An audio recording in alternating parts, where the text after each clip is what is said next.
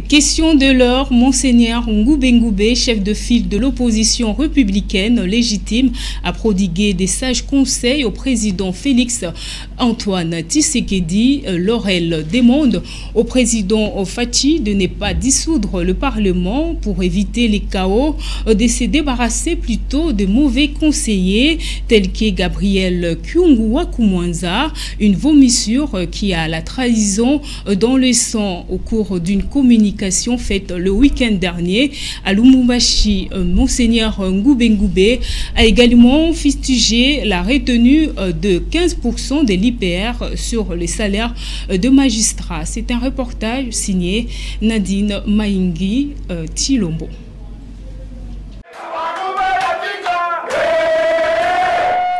Devant cadres et militants de l'opposition républicaine légitime réunis le samedi 1er février à l'hôtel Etenu au Golfe à Lubumbashi, le chef de file de Laurel, Monseigneur Ngoubé, a donné sa position sur les questions brûlantes de l'heure. L'idée de dissoudre le Parlement est un coup d'État organisé par le chef de l'État contre lui-même, prodigue des sages conseils au président Félix Antoine Tshisekedi Tshilombo. Dissoudre le Parlement favoriserait les troubles et l'insécurité. Il propose le renforcement des relations entre le président Félix Tshisekedi et Joseph Kabila, son premier conseiller.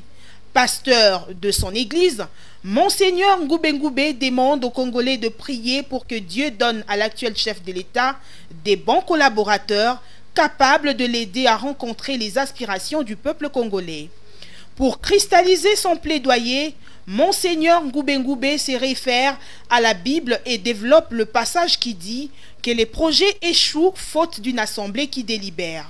Laurel fustige le fait pour l'entourage du président de la République de ne pas conseiller au chef de limiter le nombre de ses voyages et de ne pas parler parfois quand ce n'est pas nécessaire. Pour Monseigneur Ngoubé, l'entourage du chef de l'État est défaillant. De manière intrépide, Monseigneur Ngoubé a cité l'exemple de Gabriel Kyungu-Wakumwanza, un traître hors pair que le président Félix Tshisekedi doit écarter de son circuit. Pour lui, Gabriel Kyungu-Wakumwanza a la trahison dans le sang.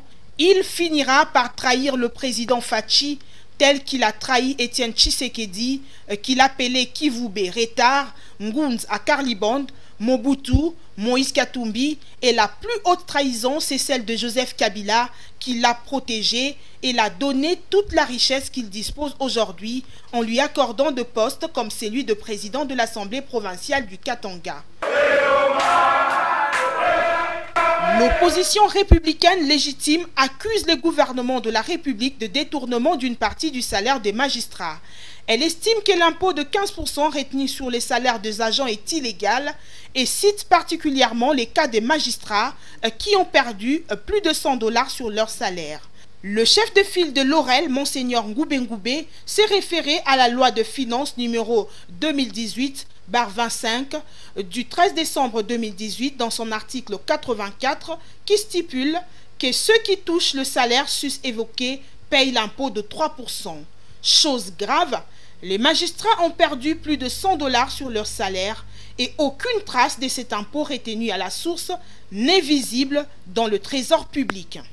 Le chef de file de l'opposition républicaine légitime, Monseigneur Ngoubé, demande au président de la République et au gouvernement national de restituer rapidement cet argent perçu. Sinon, il se verra dans l'obligation de saisir la Cour constitutionnelle. Pour mieux conclure ses propos, le chef de file de l'opposition républicaine légitime de la RDC invite les Congolais à soutenir et accompagner le chef de l'État Félix Tshisekedi en vue de réaliser son programme de développement de la RDC et du social des Congolais.